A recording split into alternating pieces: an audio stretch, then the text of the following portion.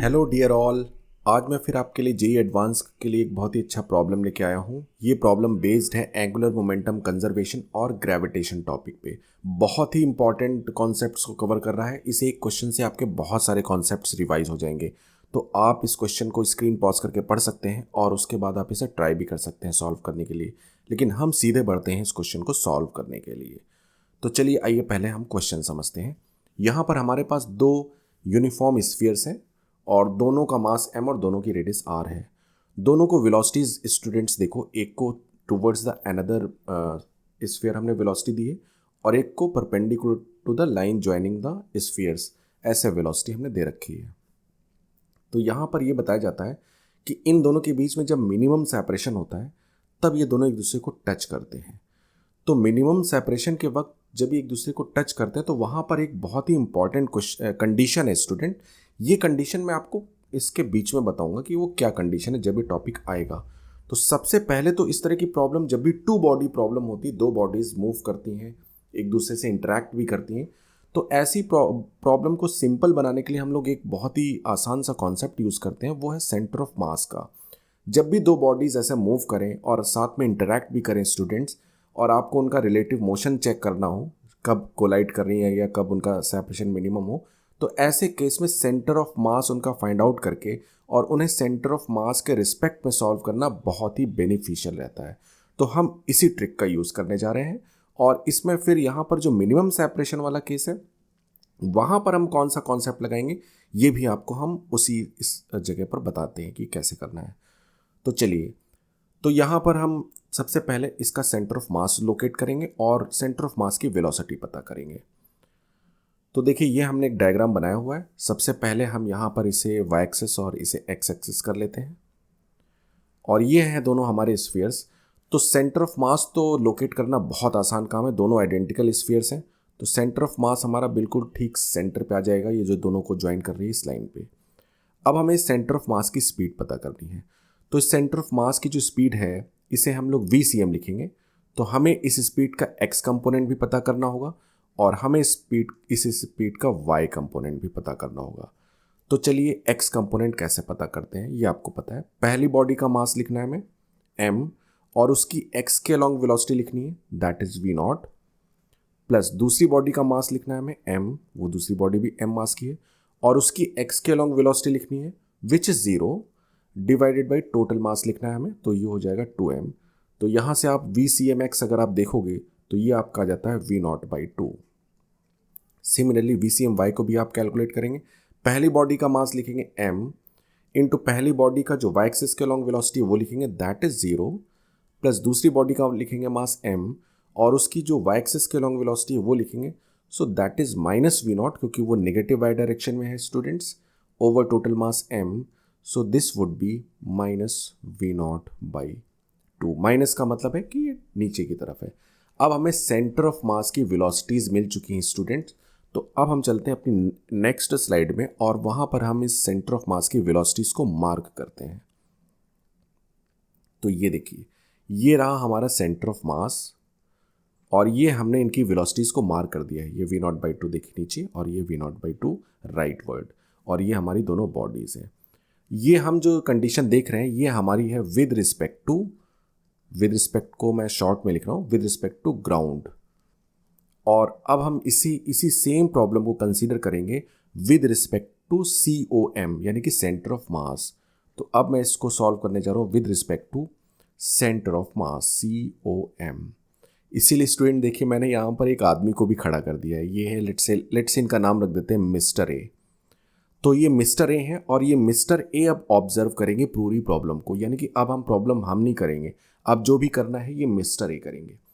तो देखिए mister A के पास दो वेलोसिटीज हैं, एक V0/2 राइटवर्ड और एक V0/2 डाउनवर्ड। जब मिस्टर ए किसी को भी ऑब्जर्व करेंगे तो ये जिस भी बॉडी को ऑब्जर्व करेंगे उसकी एक्चुअल वेलोसिटीज तो ये देखेंगे ही, साथ में जो इनकी वेलोसिटीज हैं ये अपनी वेलोसिटी सामने वाले पे रिवर्स करके देखेंगे। ये रिलेटिव मोशन का कॉन्सेप्ट है। तो देखिए जैसे इनकी वेलोसिटी राइट वर्ड में V0 थी तो ये इन दोनों बॉडीज पर V0/2 थी। देखिए इनकी राइट वर्ड वेलोसिटी V0/2 थी, तो ये दोनों पर देखिए मैंने V0/2 ये जो इनकी वेलोसिटी थी V0/2 ये दोनों पर मैंने रिवर्स करके लगा दिया, इस पर भी और इस पर भी। देखिए आपको यहाँ पर मैं दिखाता हूँ। तो मिस्टर ए की velocity v not by to right word थी, तो देखिए मैंने इस पर भी v नॉट बाई टू पीछे लेफ्ट वर्ड लगा दिया और इस पर भी v not by to left word लगा दिया है। इसके साथ ही साथ मिस्टर ए की velocity v not by to downward भी थी, तो उसको भी मैंने रिवर्स करके देखिए लेफ्ट वाली पे भी अपवर्ड लगा दिया है और राइट वाली पे भी अपवर्ड लगा दिया है। This is the velocity vectors, ये वेलोसिटी वेक्टर्स है, these are the velocity vectors as seen by mister A. ये मिस्टर ए ऐसा ऑब्जर्व करने जा रहे हैं। अब हम क्या करेंगे कि ये जो वेलोसिटी वेक्टर्स बन गए हैं इनका हम थोड़ा नेट निकाल लेते हैं ताकि हमारा डायग्राम थोड़ा क्लीन और क्लियर दिखने लगे। तो ये बहुत आसान काम है। जैसे देखिए ये v नॉट है और ये v नॉट बाई टू है, तो ऑब्वियसली राइट में v नॉट है और लेफ्ट में v नॉट बाई टू है, तो इसका नेट जो है वो v not by to right में बचेगा।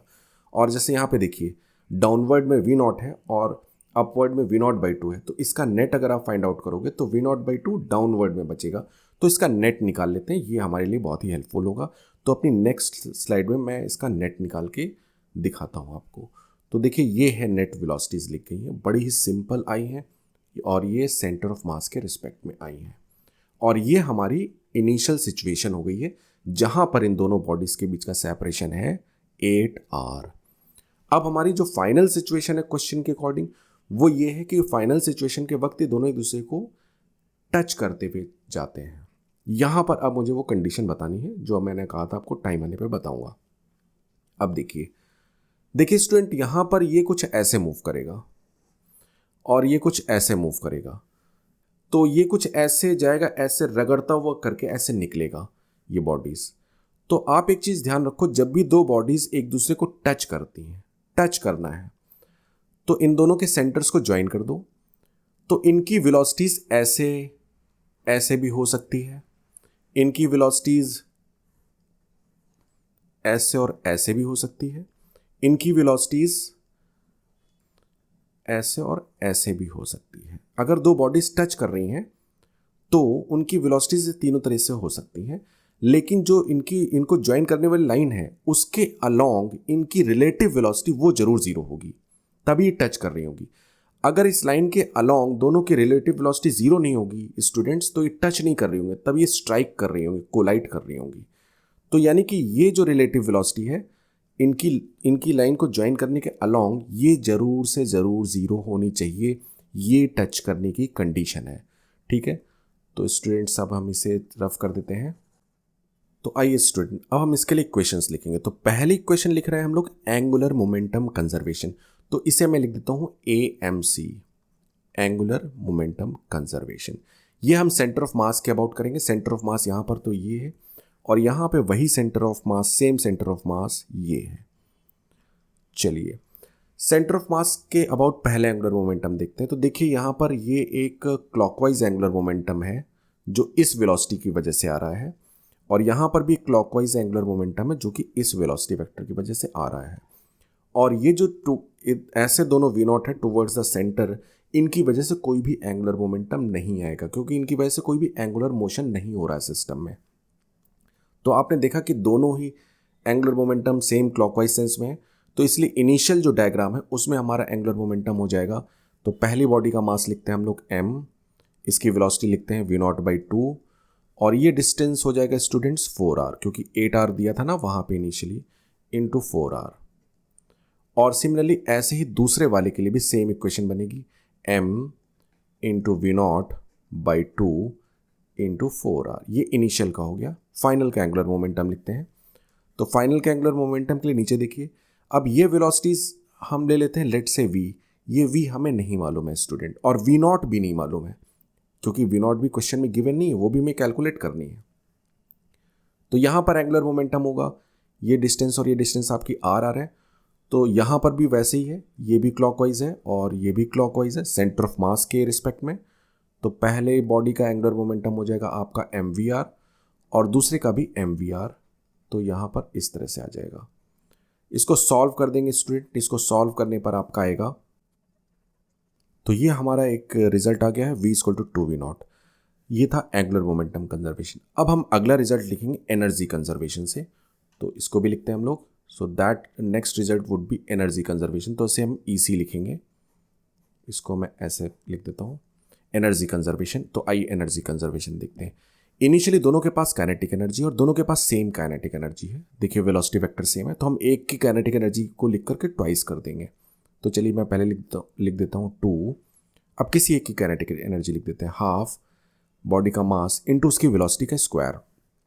अगर स्टूडेंट आप यहाँ पे नेट वेलोसिटी देखोगे तो ये वेलोसिटी आएगी √2 टाइम्स v0/2, ये वेलोसिटी आएगी। यानी कि यहाँ पर नेट वेलोसिटी आएगी v0/√2, जिसका कि स्क्वायर लिखना है हमें, तो ये हो जाएगी v0²/2।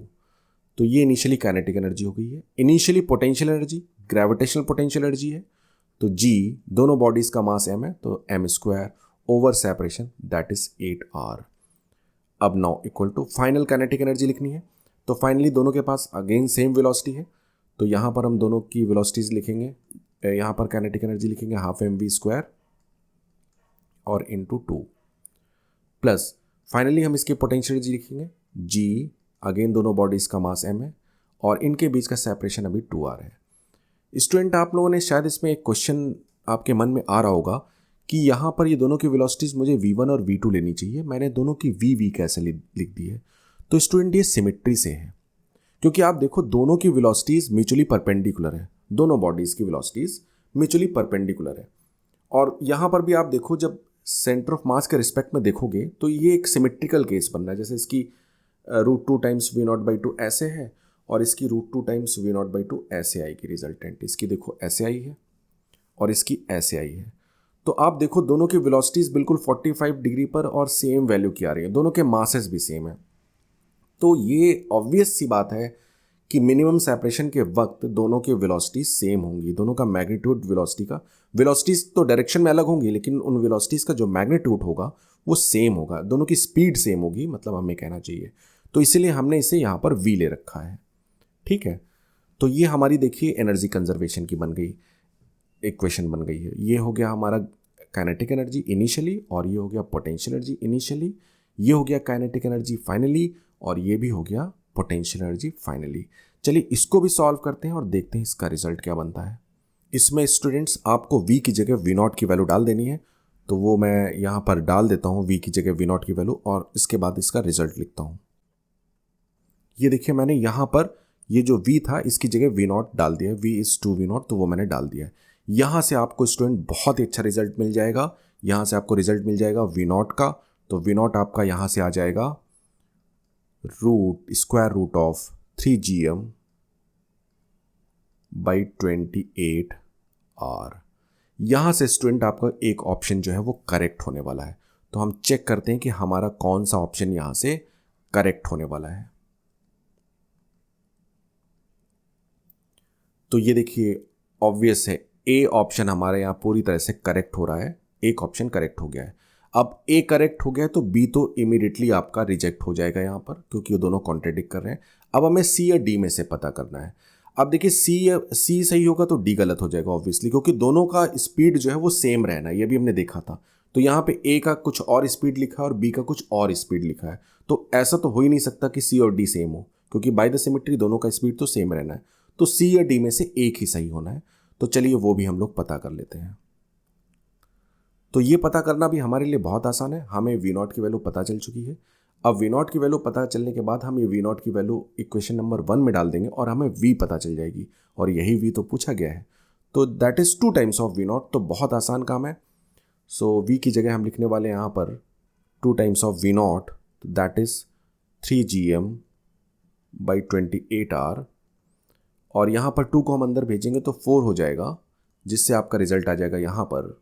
तो यहाँ पर 4 अंदर जब जाएगा तो 28 से कटेगा तो नीचे 7 आएगा, 7r, और ऊपर आएगा 3, जो 3 है वो तो रहेगा ही, g और m, that would be v। Check करते हैं स्टूडेंट ये हमारा कौन सा ऑप्शन सही हो रहा है। तो मुझे याद है ये सी ऑप्शन हमारा सही हो रहा है मोस्ट प्रॉब्ली। देखिए सी ऑप्शन हमारा सही हो रहा है और डी तो पॉसिबल है ही नहीं।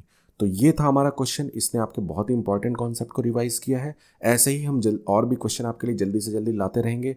तब तक के लिए टेक केयर, बाय बाय।